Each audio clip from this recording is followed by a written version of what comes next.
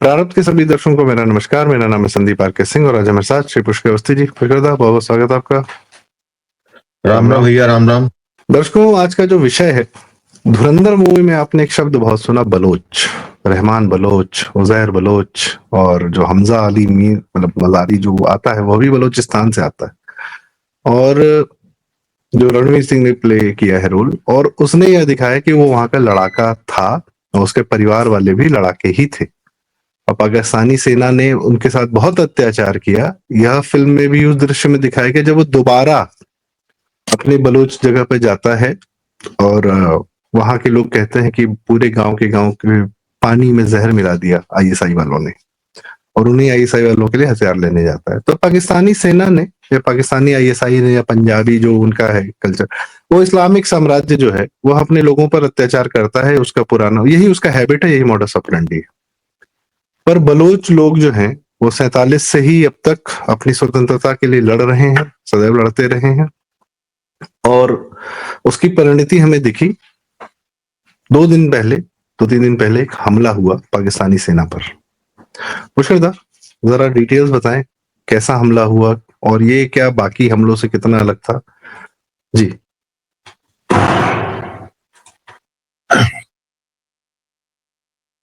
ये जो नया एक काफी 1-1.5 महीने के सन्नाटे के बाद जो है 2025 से हम लोग देख रहे हैं लगातार जो है बीएलओ, बलूच लिबरेशन ऑर्गेनाइजेशन के तहत जो है बीएलए जो है वो गाये बगाए जो है बलूचिस्तान पे जो है जहां जहां इनके आर्मी कॉन्वॉय निकलते थे, जहां इनकी चौकियां थी, वहां आक्रमण करते थे, वहां नाकेबंदी कर देते थे। लेकिन होता यह था कि आते थे, करते थे, 12 घंटा 24 घंटा अपनी प्रेजेंस वहां बनाते थे और वापस चले जाते। कई जगह बलूचिस्तान की जो है नो गो एरिया ऑलरेडी हो चुकी थी, जहां पे पाकिस्तानी आर्मी या पाकिस्तानी शासन का जो है रिट नहीं चलती थी, डिस्टर्ब एरिया थे। अभी 4 दिन पहले जो हुआ वो करीब कह सकते हो कि 1-1.5 महीने के सन्नाटे के बाद, बिल्कुल सन्नाटा था, कोई किसी तरह की कार्रवाई नहीं दिख रही थी। और उसके बाद अचानक जो है एक साथ बलूचिस्तान के 12 शहरों पे वो आ धमकते हैं, इंक्लूडिंग कोटा। और वहां पर जाकर जो है जो भी पाकिस्तानी इस्टेब्लिशमेंट के प्रतीक थे उनको डिस्ट्रॉय करते हैं, चाहे वो उनकी जुडिशरी हो, चाहे उनका प्रिजन हो, चाहे उनके थाने हो, यहां तक कि क्वेटा की जो है कमांड सेंटर क्वेटा क्यों ना हो, वो आर्मी की क्यों ना हो।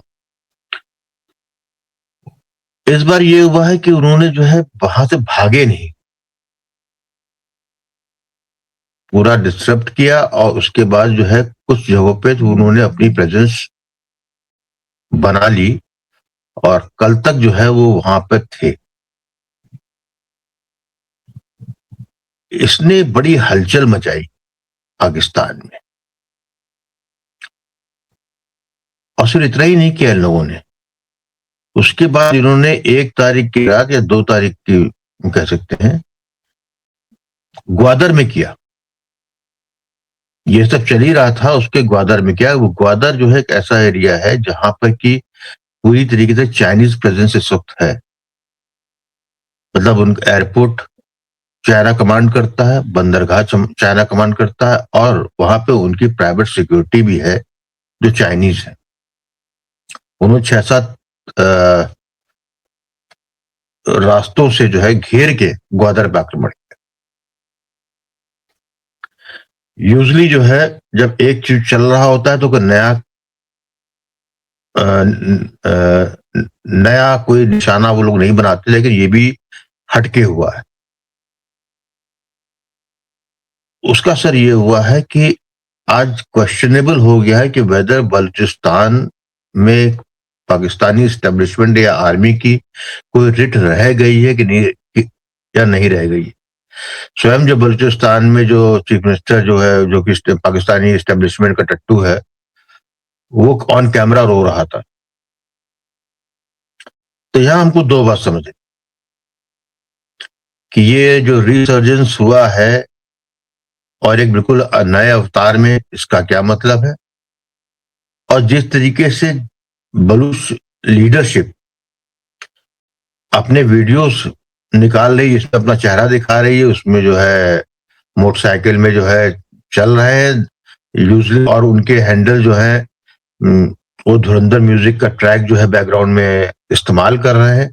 तो ये जो है साइकोलॉजिकल वारफेयर का बहुत बड़ा हिस्सा। साथ में वो हवा बलूच जो लेडी है, लड़की है, उसका भी चेहरा सामने आया है कि पहली बार जो है बलूच महिला जो है बकायदा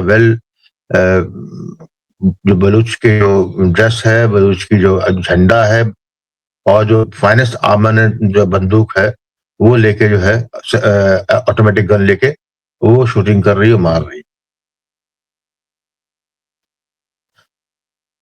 तो मैं कहूंगा कि इसको जो है, मैं कुछ वीडियोस दिखाना चाहूंगा जो आप जितनी बातें आपने बताई हैं उनको यदि हम दिखाते हैं। एक सेकंड।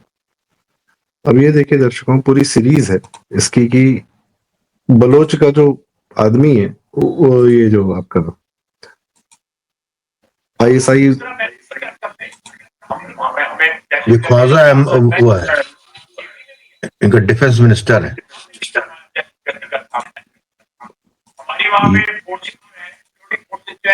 उनकी तादाद कहीं ज्यादा। ये ख्वाजा अहमद है, ये इनका डिफेंस मिनिस्टर है। ये वहां अपनी पार्लियामेंट में बता रहा है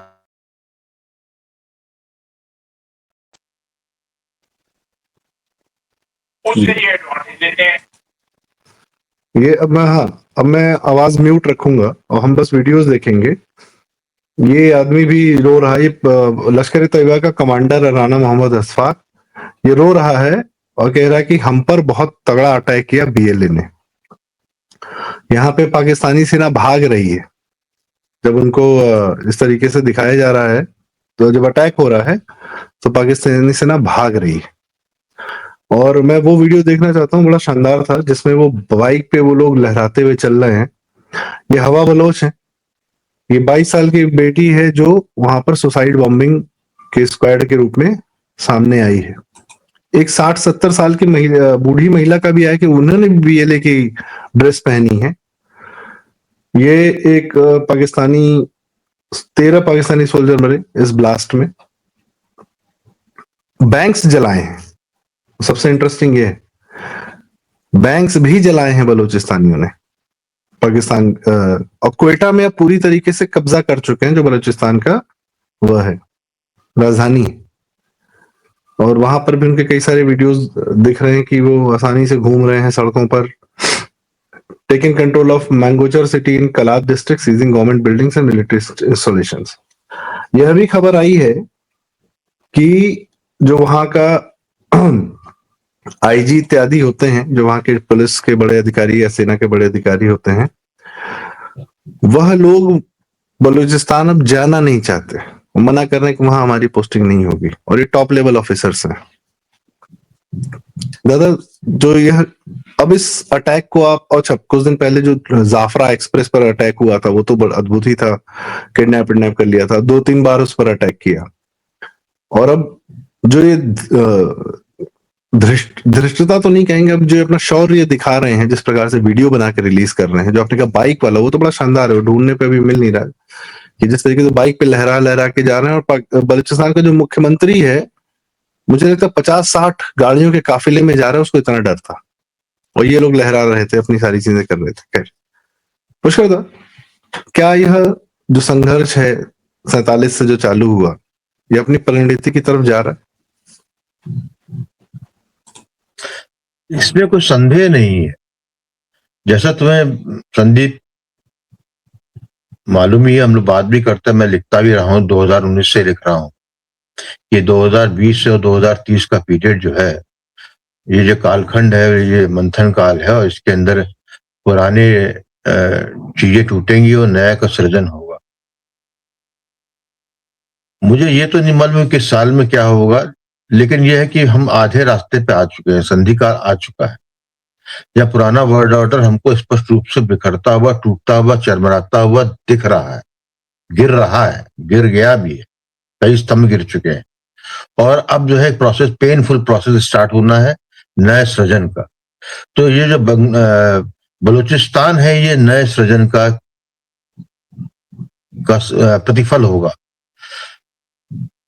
इसमें जो दो बातें बड़ी महत्वपूर्ण मुझे कहनी थी, एक तो ये थी कि वो जो आपने एक वीडियो दिखाया था ख्वाजा अहमद का, जो कि वहां उनका पाकिस्तान का डिफेंस मिनिस्टर है, वो अपनी जो है सीनेट में बता रहा है कि बलूचियों के पास जो इस बार का अटैक हुआ, उनके पास जो असलाह थे, फायर पावर थी, वो बिल्कुल नेक्स्ट लेवल की थी।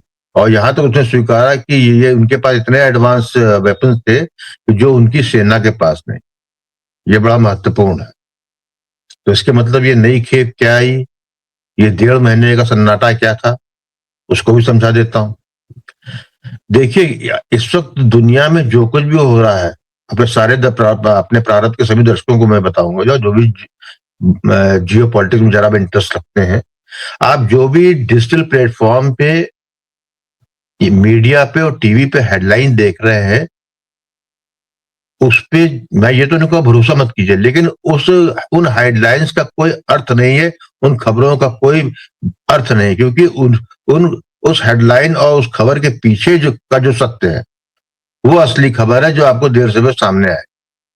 इस वक्त जितना कुछ भी जियो पॉलिटिक्स में हो रहा है, वो सब को रिलेटेड है, इंटरकनेक्टेड है, कोई चीज आइसोलेशन में नहीं।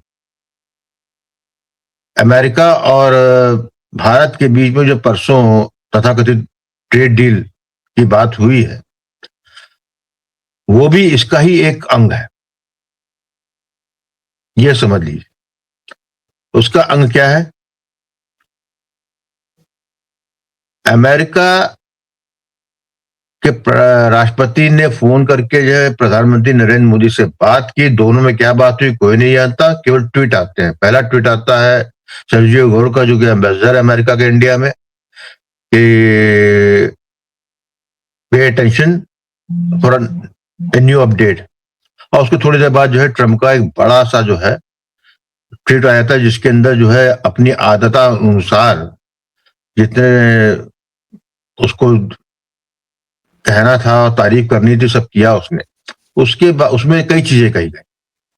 उसके बाद हमारे भारत के प्रधानमंत्री नरेंद्र, ट्रम्प या तो पोस्ट कार्ड लिख देता है या अंतर्देशी लिख देता है। हाँ, उसके प्रधानमंत्री नरेंद्र मोदी का आया। दोनों को आप पढ़ेंगे तो समझ में आता है कि ट्रेड डील साइन नहीं हुई है। ट्रेड डील की जो टॉक बातें जो खत्म हो गई थी, जो वार्ता बीच में चल रही थी, या ये कह सकते हैं जो भारतीय पक्ष ने अपना आखिरी प्रपोजल भेजा था कि ये हमारी रेड लाइन्स है, हम इसके आगे जो है समझौता नहीं कर सकते, उस पर बात करने की बात शुरुआत है। उसी को जो है ट्रेड डील कहा जा रहा है। जो ट्रंप ने किया, ट्रंप ने अपनी मजबूरी में किया, उसकी जरूरत थी। उसका कारण यह था कि उसको जो है अपने होम डोमेस्टिक ऑडियंस को, मागा क्राउड को पैसिफाई करना था, जो उसकी जो रेटिंग बराबर गिर रही है अमेरिका में, इसलिए उसको कोई ना कोई जीत दिखानी थी। उसने सारे तमाम हथगंडे कर लिए, गाजा वाला किया, पीस बोर्ड बनाया, लेकिन उसमें कोई क्रेडिबल प्लेयर उसके साथ नहीं है ट्रंप के साथ। यूक्रेन रशिया का युद्ध खत्म करते करते करते थक गया, वो उसको बात करना ही बंद कर दिया। जेलेंस्की उसके उसमें नहीं है, काबू में। उसका जो है अमेरिका का सबसे जो लैकी जो था, second in command right from after second world war, great Britain, उसका प्राइम मिनिस्टर स्टेमर भाग के जो है चाइना चला जाता है। ईयू जो कि रिप्रेजेंट करता है वेस्टर्न सिविलाइजेशन को, वेस्टर्न यूरोप को रिप्रेजेंट करता है, जिसका ताना बाना अमेरिका से गुथा हुआ है, क्योंकि सब वहीं से आए हैं, वो भी जो है एफटीए करने में भारत से सफल हो जाता है आफ्टर 19 इयर्स ऑफ नेगोशिएशन। तो उसके लिए ये शो करना बहुत जरूरी था अपनी जनता को कि हमने भी कोई बड़ी चीज कर ली, तो उसने ये बड़ी चीज कर ली। अपनी तरफ से उसने बता दिया। उसने जो ये ट्वीट में लिखा है ना कि भारत रशिया ऑयल नहीं लेगा, ये नहीं लेगा, वो लेगा, $500 बिलियन का जो है भारत जो है सामान खरीदेगा, वो अपनी गधी पब्लिक के लिए, क्योंकि अमेरिकन पब्लिक जो है वो उतनी ही इंटेलेक्चुअली बैंकरप्ट है जितना बहुत बड़ा वर्ग हमारे यहाँ भी है। ये उनको करने के लिए, क्योंकि उसको ये मालूम है कि ये तुरंत कुछ नहीं होने वाला। It will take 6 to 1 year। जैसे हमारा ईयू को अभी जो एफटीए हुआ है, उसका भूतल पे जो है ऑन ग्राउंड उसके रिजल्ट आने में टाइम लगेगा। जो साइन करने में उनको भी उनकी कई लीगलिटीज हैं यूरोपियन यूनियन की, उसको करते करते जो है 2027 आएगा। तो यही भारत का भी कैलकुलेशन है। भारत भी वेट कर रहा है 2026 का नवंबर का, जब जो है उनके मिड टर्म इलेक्शंस होंगे कांग्रेस और सीनेट के, जहां पर ये उम्मीद की जा रही है कि ट्रम्प की रिपब्लिकन पार्टी अपनी मेजोरिटी लूज कर देगी सीनेट में और कांग्रेस में। तो एक कमजोर अमेरिकन प्रेसिडेंट ट्रम्प से हम अलग तरह डील कर लेंगे, और कहीं गलती से जीत जाता है तो ठीक है, जैसा चलता है हम चलाते रहेंगे। एक तो वहां किया उसने। दूसरा ईरान पे जो है उसने पूरा भौकाल बनाया 1 महीने से लगातार। इजराइल भी प्रेशर डाले हुए, सब कुछ डाले हुए कि इजराइल को ईरान से यही डर लगता है कि जो न्यूक्लियर नहीं भी हुआ है तो at least Iran is capable of making a dirty bomb. तो ऐसी स्थिति में वो धर्म संकट में है ट्रम्प कि वो बूट ऑन ग्राउंड डालना नहीं चाहता, वो फंसना नहीं चाहता, वो केवल घुड़की दिखा के, डरा के, धमका के निकाल लेना चाहता है। और वेनेजुएला को उसने एक कहना चाहिए कि मॉडल के रूप में पेश किया, लेकिन उसको मालूम है कि ईरान इज नॉट वेनेजुएला, और ना ही जो है ईरानियन पब्लिक वेनेजुएलियन है। क्योंकि ईरान की जनता अपने ईरानी इस्लाम से नाराज हो सकती है, मुल्ला क्रिस्टी के विरुद्ध जा सकती है, खमेनी के विरुद्ध जा सकती है, लेकिन ईरान में सत्ता परिवर्तन के लिए कोई पपेट आके वहां बैठ जाए, इसको वो शायद नहीं स्वीकार करेगी। इसीलिए जो है जो पिछले 15-20 दिन में ईरान में अराजकता दिखाई गई। अब मैं अपनी बात पे आ रहा हूं, कहां पे क्या मसला क्या है, बलूचिस्तान से कहां जुड़ता है मामला। पूरी कैलकुलेशन जो है पाकिस्तान को गोद में जो बैठाया था ट्रंप ने या अमेरिका ने, वो इसलिए बैठाया था कि ईरान के रिजिम चेंज में जो है एक महती भूमिका, क्योंकि पाकिस्तान का बॉर्डर जो ईरान से मिलता है, तो पाकिस्तान की आर्मी क्योंकि rent on army on rent है, उसका कोई दीन ईमान नहीं है, तो उसकी जो है सेना या उसका जो बैक चैनल है, उसका उपयोग करके जनता, ईरान की जनता में जो है अराजकता फैलाई जा सकती है। और उसमें काफी सफल शुरू में रहे, लेकिन बाद में शीघ्र ही पता लग गया, क्योंकि इंटरनेट बंद कर रखा था ईरान ने, लेकिन उसके बाद भी आ रहा था, तो पता लगा वो स्टारलिंक के थ्रू हो रहा था। और स्टारलिंक का जो जितना ट्रांसपोर्टर और जो सब कुछ था, वो सब पाकिस्तान की ईरान की बॉर्डर के थ्रू होते हुए, जुंगा सरिस्तान प्रोविंस है जहां चाबहार है, जहां पे ज्यादा बलूची है बलूचिस्तान से, उसके थ्रू उसने करा था। वो सब पकड़ लिया गया और ईरान ने जो है उसको कटेल कर लिया। तो जो प्रोजेक्शन सारे विश्व में था कि पूरा ईरान जल रहा है, वो पॉकेट्स में जल रहा था, पूरे ईरान में नहीं था। और जो भी थे वो अमेरिकन एसेट्स, पाकिस्तानी एसेट्स या इजरायली एसेट्स थे, वो इसको इंस्टिगेट करते, जिसको कि किया तो कान खड़े हुए अमेरिका और ट्रम्प के ये कि कैसे स्टारलिंक जैम करने की, बड़ी एडवांस टेक्नोलॉजी की उसकी जरूरत है। तो वो समझ में आ गया कि रूस या चीन, इन दो ने जो है ईरान को बैक से सहायता की है। चीन का जो है, यदि ईरान जो है क्रम्बल कर जाती है लीडरशिप, और वहां पर जो है क्रम्बल करके कोई नेचुरल हायर निकल आता, अलग बात है, लेकिन यदि वहां अमेरिकन पपेट कोई बैठ जाता है तो जो है सुसाइड हो जाएगा चीन के लिए, क्योंकि चीन का जो है वेनेजुएला का तेल बंद हो चुका, और चीन की इकोनॉमी बुरी तरीके से ईरानी ऑयल पर निर्भर है। सस्ता मिलता है, उनके जो है मिलिट्री स्ट्रेटेजिक उन्होंने पार्टनरशिप भी कर रखी, और स्वयं चीन की आर्थिक स्थिति जितना वो बोलते रहे, लेकिन वो बिल्कुल जो उनके यहाँ घट रहा है पिछले 15-20 दिन से हुई है, उससे समझ में आ रहा है कि चीन भी गड़बड़ा चुका है। उनके यहाँ भी स्टेबिलिटी फैक्टर आया है। वहां पर जो है जो जो जीडीपी और जो ग्रोथ दिखा रहे हैं, वो उसमें कहीं ना कहीं बहुत बड़ी एक लकुना है। तो इसलिए चाइना भी अफोर्ड नहीं कर सकता टू लूज ईरान। तो हुआ ये कि जब बैकआउट किया ईरान, अपना पूरा अब्राहम लिंकन जो इनका है जहाजी बेड़ा, वो लेके आ गए ईरान की खाड़ी में तक, ले आए गल्फ ओमान तक, लेकिन उनकी हिम्मत यह नहीं पड़ी कि उसका उपयोग करें। और उन्होंने जो है स्वतः जो है, जब यह एहसास हो गया कि जो है ईरान में जो जनता जो सड़क पे थी, वो जिस तरीके से मैनेज और ग्रीन रेवोल्यूशन किए थे, कलर रेवोल्यूशन जो किया था अमेरिका ने और उनके डीप स्टेट ने, वो असफल हो गया है। तो वो अपना जो है गल्फ ओमान से लेकर जो है वो गल्फ निकल गए अरेबियन सी। जब ब्रीजर मिला ईरान को, तो ईरान ने जो पाकिस्तान ने जो उसके संग धोखा किया, उसका बदला लिया ईरान ने। ये जो बलूचिस्तान का जो नया आप देख रहे हैं, इसकी लॉजिस्टिक और सारी सपोर्ट जो है वो ईरान से हुई। ईरान ने, क्योंकि उनको मालूम था कि इनका पूरा नेक्सस यही है कि ईरान का जो ईस्टर्न पार्ट है, जहां जैसे बलूची है, उसको जो है काट के अलग किया जाए ईरान से, तो उसको जो है सस्टेन करने के लिए, कि ताकि जो पाकिस्तान के बलूचिस्तान का जो इफेक्ट है, वो इफेक्ट हमारे यहाँ ना आए। तो उन्होंने जो है पहली बार, पहले भी किया होगा मैं कह सकता हूं, लेकिन जिस हाई लेवल पे, डायरेक्ट लेवल पे ईरान ने जो है इस पूरे जो है बलूचिस्तानी बलूचियों को, जो विद्रोही हैं, जो आजादी की जंग लड़ रहे हैं, उनको जो है पूरा उन्होंने सामान वामान से पकड़ाया, लॉजिस्टिक सपोर्ट दिया।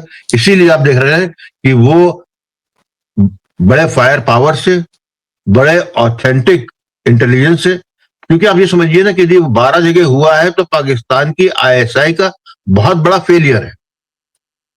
केवल आक्रमण किया होता चले जाते अलग बात थी, आक्रमण करके रिटेन कर रहे हैं। और यही नहीं, उन्होंने वहां के डिप्टी कमिश्नर को बंधक बना रखा है। अभी इतनी क्लियरिटी नहीं आई है कि पाकिस्तान क्लियर नहीं कर पाया है कि कितने को बंधक बनाया है। तो ऐसी स्थिति में ये सब जियो पॉलिटिकल रिपल्स का इफेक्ट है। तो कोई ना कोई कारक बनता है। तो ये जो एक डेयरिंग कहेंगे हम इसको, ये कहेंगे आत्मविश्वास, कि हमने जो है कोई भूमि कब्जा की और उसको हम रिटेन भी करने की हमारी ताकत है। और पाकिस्तान वहां पर जब तक टैंक या जो है हवाई जहाज लेके नहीं आएगा, तब तक संभव उसके लिए नहीं होगा पाकिस्तान। तो क्योंकि मॉरली बैंकरप्ट हो चुका है पाकिस्तान, तो पाकिस्तान जो बलूचिस्तान में जो आप देख रहे हैं, ये वैश्विक जगत की कई घटनाएं जो लगातार पिछले 6-8 महीने से दिखती आई हेडलाइंस में, उस सबका जो है कॉम्बिनेशन है। अब एक खबर, 2 खबर और दे देता हूं, उसके बाद बात बंद कर दूंगा अपनी। पहली बात तो ये समझ लीजिए कि एक खबर कल आई है, लेकिन जो है मेन मीडिया में नहीं आई। वो ये है कि यूएई ने जो है ब्रोकर डील की है between Balochi rebel and China. और ये रेबल किया है कि 3 फरवरी के बाद कोई भी बलूची रेबल जो है किसी चाइनी नागरिक को नहीं मारेंगे। साथ में जो उन्होंने इन्वेस्टमेंट किया है उस पर अपना राइट नहीं बनाएंगे, लेकिन उसको डेवलप करने के लिए उनको छूट दिया है, ताकि उन्होंने पैसा लगाया है, क्योंकि अल्टीमेटली वो बलूचिस्तान के काम ही आएगा। रोड वहां कुछ तो पाकिस्तान ने बनाया नहीं। ये समझौता हो गया है। ये एक अलार्मिंग भी है। अलार्मिंग इन द सेंस ये है कि बलूचिस्तान को तो अपना फायदा देखना है। चीन ने जो है कॉम्प्रोमाइज किया है, अपनी ओनरशिप जो थी वो छोड़ी है, जस्ट फॉर प्रोटेक्शन, मतलब ये कह सकते हो प्रोटेक्शन मनी दे रहे हैं। दूसरा और हुआ है, वो हुआ रूस की तरफ से।